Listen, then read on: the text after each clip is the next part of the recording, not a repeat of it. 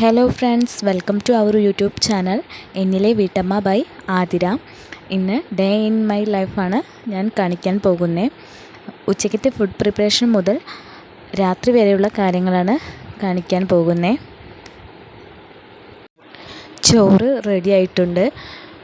ചിക്കന് കഴുകി വൃത്തിയാക്കി വെച്ചിട്ടുണ്ട്. ഈ പച്ചക്കറി കഷ്ണങ്ങൾ ചിക്കൻ കറി വെക്കാൻ വേണ്ടിയിട്ടാണ്. അപ്പോൾ അമ്മ ഈ പച്ചക്കറികൾ മുറിച്ച് തരാൻ പറഞ്ഞിട്ടുണ്ട്. നമ്മൾ കുറച്ച് ചിക്കന് കറി വെക്കുന്നുണ്ട്, കുറച്ച് ചിക്കൻ വറുക്കാനാണ് ഉദ്ദേശിക്കുന്നത്. ഇത് ചിക്കൻ വറുക്കാനുള്ള മസാല കൂട്ടി വെച്ചാണ്. മല്ലിപ്പൊടി, മുളക് പൊടി, മഞ്ഞൾപ്പൊടി, ഉപ്പ്, ചിക്കൻ മസാല, പിന്നെ ഒരു കോഴിമുട്ട, കോൺഫ്ലവർ എന്നിവ എല്ലാം കൂടിയാണിത്. പിന്നെ ഇതിലേക്ക് ഞാൻ മല്ലിച്ചപ്പും പുതിനയിലയും അരച്ച മിശ്രിതം കൂടി ചേർക്കുന്നുണ്ട്. അങ്ങനെ എല്ലാം കൂടി നന്നായിട്ട് മിക്സ് ചെയ്ത് വെക്കുകയാണ്. നമ്മുടെ ഈ മസാലക്കൂട്ടിലേക്ക് ഞാൻ വറുക്കാൻ മാറ്റി വെച്ചിട്ടുള്ള ചിക്കൻ എടുത്തിട്ട് ആ മസാലയിലേക്ക് ചേർത്ത് കൊടുക്കുകയാണ്. എന്നിട്ട് നന്നായിട്ട് ചിക്കനായിട്ട് ആ മസാല മിക്സ് ചെയ്ത് വെക്കുകയാണ്. അപ്പോഴേക്കും അമ്മ പച്ചക്കറിയൊക്കെ മുറിച്ച് വെച്ചിട്ടുണ്ടായിരുന്നു. അപ്പം ഞാൻ വേഗം തന്നെ അത് വാട്ടിയെടുക്കുകയാണ്. കറി വെക്കാനുള്ള ചിക്കൻ ഞാൻ കുറച്ച് മസാല കൂട്ടി വെച്ചിരുന്നു കേട്ടോ. കഷ്ണങ്ങളൊക്കെ വാടി തുടങ്ങി. അപ്പോൾ ഞാൻ അതിലേക്ക് കുറച്ച് മുളക് പൊടിയും മഞ്ഞൾപ്പൊടിയും ചേർത്തിട്ട് ഒന്നുകൂടെ ഇളക്കുകയാണ്. പിന്നീട് ഞാൻ അതിലേക്ക് മസാല തേച്ച ചിക്കൻ ഇട്ട് നന്നായി ഇളക്കി കൊടുക്കുകയാണ്. ഇതിലേക്ക് ഞാൻ ഒരല്പം വെള്ളം കൂടി ചേർക്കുന്നുണ്ട്. അതിനുശേഷം അടച്ചു വെച്ച് വേവിക്കുകയാണ്. നമ്മുടെ ചിക്കൻ കറി ഇവിടെ റെഡി ആയിട്ടുണ്ട്. ലാസ്റ്റായിട്ട് നമ്മൾ മല്ലിച്ചപ്പയും വേപ്പിൻ്റെ ഇലയും കറിയുടെ മുകളിലായിട്ട് വിതറി കൊടുക്കുകയാണ്. അതിനുശേഷം ഞാൻ വേഗം തന്നെ അടുക്കള ഒന്ന് ക്ലീൻ ചെയ്ത് ഇടുകയാണ്. കുറച്ച് പാത്രം കൂടി കഴുകി വെച്ചു. ഉച്ചയ്ക്ക് ചോറിന് ഈ ചിക്കൻ കറി മാത്രമേ ഉണ്ടായിരുന്നുള്ളൂ. അതിനുശേഷം ഞങ്ങളെല്ലാവരും കൂടി ഊണൊക്കെ കഴിച്ചു. പിന്നീട് ഞാനും നീക്കുട്ടിയും കിടന്നുറങ്ങി.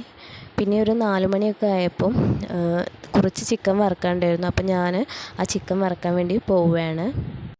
ഫ്രിഡ്ജിനകത്തായിരുന്നു ഞാൻ മസാല തേച്ച ചിക്കൻ വെച്ചിരുന്നത്. അതെടുത്ത് പുറത്തേക്ക് വെക്കുകയാണ് തണുപ്പ് മാറാൻ വേണ്ടിയിട്ട്. പിന്നീട് ഞാൻ കുറച്ച് തേങ്ങ ചിരവി വെച്ചിട്ടുണ്ട്. ചിക്കൻ കറി ഉച്ചയ്ക്ക് കൂട്ടിയപ്പോൾ തന്നെ അത് കുറഞ്ഞിരുന്നു. അപ്പം ഞാൻ ഇതിലേക്ക് തേങ്ങ വറുത്തരച്ച് ചേർക്കാമെന്നാണ് വിചാരിക്കുന്നത്.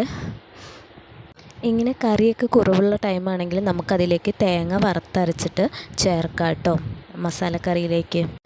തേങ്ങ വറുക്കുന്നതോടൊപ്പം തന്നെ ഞാൻ വേഗം അടുപ്പ് കത്തിക്കുകയാണ് ചിക്കൻ വറുക്കാൻ വേണ്ടിയിട്ട്.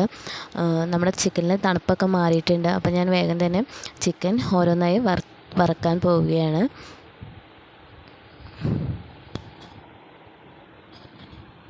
ഒരു സെറ്റ് ചിക്കൻ ഞാൻ വറുത്ത് വെച്ചു. അതിനുശേഷം ഞാൻ വീണ്ടും ചിക്കൻ വറുക്കാൻ പോവുകയാണ്.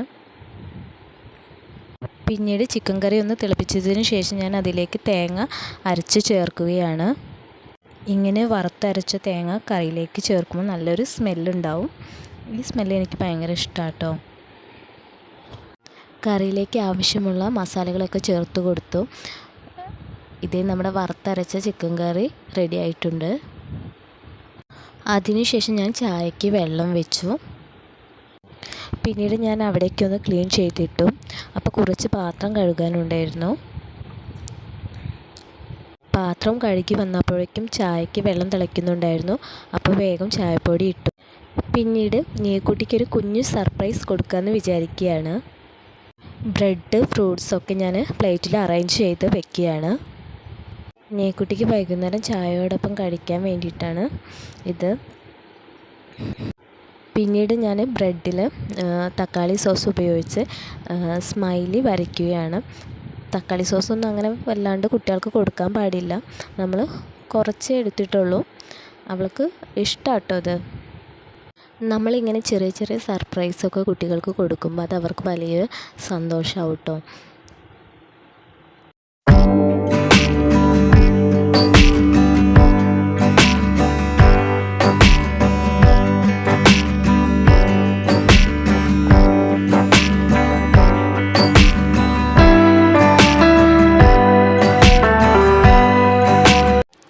ഇങ്ങനെയൊക്കെ കുട്ടികൾക്ക് നമ്മൾ ഭക്ഷണം അറേഞ്ച് ചെയ്ത് കൊടുക്കുമ്പോൾ അവർക്ക് താല്പര്യമില്ലാത്ത ഭക്ഷണങ്ങൾ ആണെങ്കിൽ പോലും ചിലപ്പോൾ അവർ അത് കഴിച്ചെന്ന് വരും.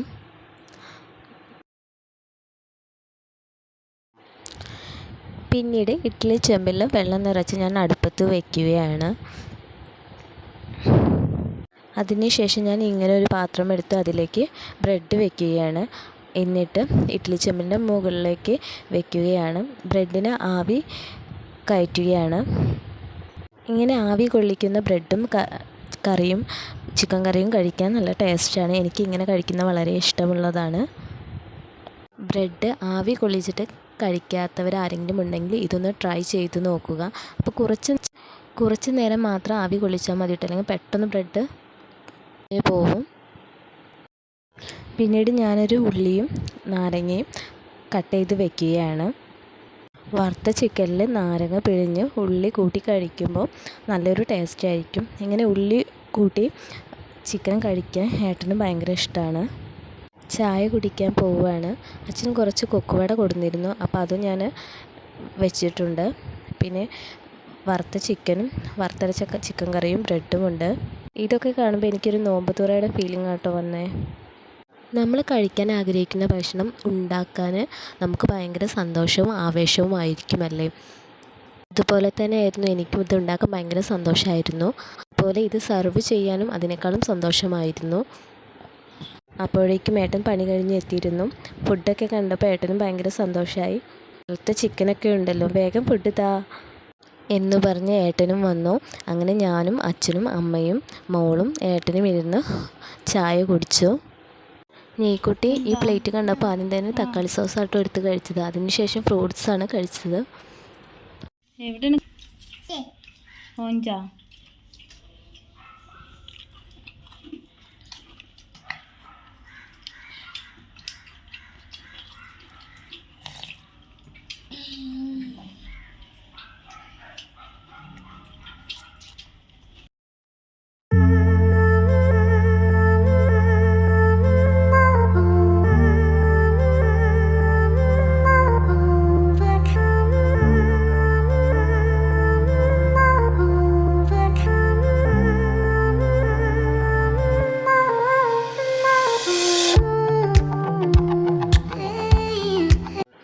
പിന്നീട് നീക്കുട്ടി ബ്രഷും കയ്യിൽ പിടിച്ച് നടക്കുകയായിരുന്നു. എനിക്ക് കളർ കൊടുക്കണം എന്ന് പറഞ്ഞുകൊണ്ട് എൻ്റെ അടുത്ത് വന്ന് കളർ എടുത്തു തരൂ അമ്മ എന്ന് പറയുകയായിരുന്നു. അപ്പോൾ ഞാൻ 2 ഫാബ്രിക് പെയിൻറ്റ് എടുത്തു കൊടുത്തു. ഇന്ന് നീക്കുട്ടി പെപ്പ പിഗ് കാർട്ടൂൺ കണ്ടിരുന്നു. അതിൽ പെപ്പയും ജോർജും കളർ ഉപയോഗിച്ച് ഫിംഗർ പെയിൻറ്റിങ് ചെയ്യുന്നത് കണ്ടിരുന്നു. അതുപോലെ ചെയ്യാൻ ശ്രമിക്കുകയാണ് നീക്കുട്ടി. പൊതുവെ കുട്ടികൾക്ക് കളർ കൊണ്ട് കളിക്കുന്നത് നല്ല ഇഷ്ടമുള്ള കാര്യമായിരിക്കും. അവർക്കിങ്ങനെ അധികം എല്ലാ കുട്ടികളും ചുമരുമ്മയാണ് വരച്ചിടാറ്. നീക്കുട്ടിയും അങ്ങനെ തന്നെയാണ്. ആദ്യമൊക്കെ ബുക്കിൽ വരയ്ക്കും, പിന്നീട് ചുമരിലേക്കാണ് പോവാറ്. എന്താ വരയ്ക്കുന്ന പറയ്, പേര് പറയേ. എന്താ യെല്ലോ കളർ എവിടെ കാണിച്ചെന്നാ? അതാണ് യെല്ലോ കളറ്. ഓക്കെ. ഊതനെന്തിനാ?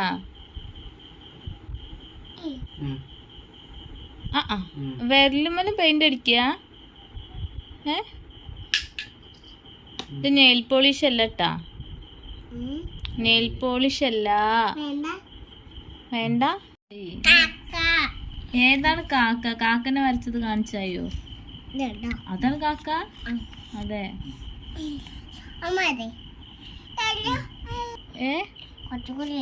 എന്ത് ബ്ലാക്ക് കളറോ?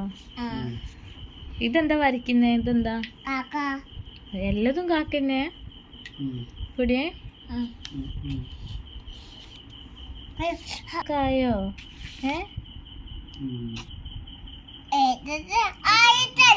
ഇതെന്താ വരച്ചീന്? ഇതെന്താന്ന് പറയ്. പറയ്. Okay okay.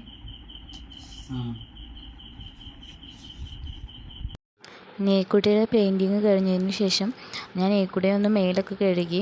പിന്നീട് ഞാൻ ആ ബുക്കൊക്കെ എടുത്ത് വെക്കണം, അവിടെ ക്ലീൻ ചെയ്തിട്ടു.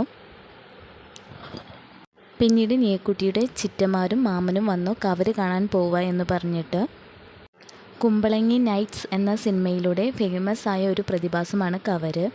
ആ സിനിമ കണ്ടതിന് ശേഷം എനിക്കും കവര് കാണാൻ നല്ല ആഗ്രഹം ഉണ്ടായിരുന്നു. അപ്പോൾ ഇവർ വന്നപ്പോൾ ഏട്ടനും സമ്മതിച്ചു പോകാൻ വേണ്ടിയിട്ട്. മലപ്പുറം ജില്ലയിൽ താനൂർ എന്ന് പറയുന്ന സ്ഥലത്ത് കളരിപ്പടി എന്ന ഭാഗത്ത് പുഴയിലാണ് കവര് ഉള്ളത്.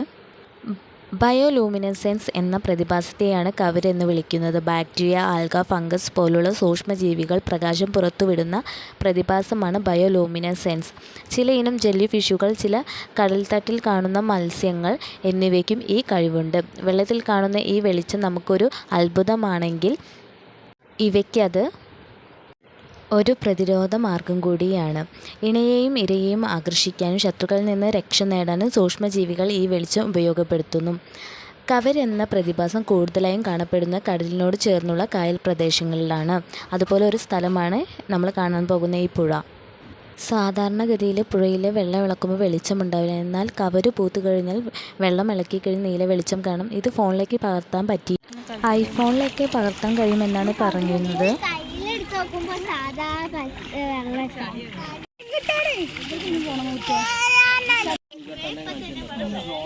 നീക്കുട്ടിയും വളരെ സന്തോഷമായി വെള്ളത്തിൽ കളിക്കാൻ പറ്റിയല്ലോ. അപ്പോൾ അവളും ആ കാഴ്ച കണ്ടു. അവൾക്കും ഭയങ്കര ഇഷ്ടമായി. അവൾ വെള്ളത്തിൽ നന്നായിട്ട് കളിക്കുകയായിരുന്നു. നീക്കുട്ടിയുടെ ഡ്രസ്സിലേക്ക് വെള്ളം ആക്കുമ്പോൾ ഒരു മഞ്ഞത്തുള്ളി പോലെ ഒരു നീല വെളിച്ചത്തിൽ നമുക്ക് കാണാമായിരുന്നു. നീക്കുട്ടി തിരിച്ചു വരാനേ സമ്മതിക്കുന്നില്ല കേട്ടോ. ആൾ ഭയങ്കര കളിയാണ് വെള്ളത്തിൽ. അപ്പം നമ്മുടെ വീഡിയോ ഇവിടെ അവസാനിക്കുകയാണ്. നിങ്ങൾക്ക് ഈ വീഡിയോ ഇഷ്ടമായെങ്കിൽ തീർച്ചയായും ലൈക്ക് ചെയ്യുക, ഷെയർ ചെയ്യുക, കമൻറ്റ് ചെയ്യുക, സബ്സ്ക്രൈബ് ചെയ്യുക. Thank you.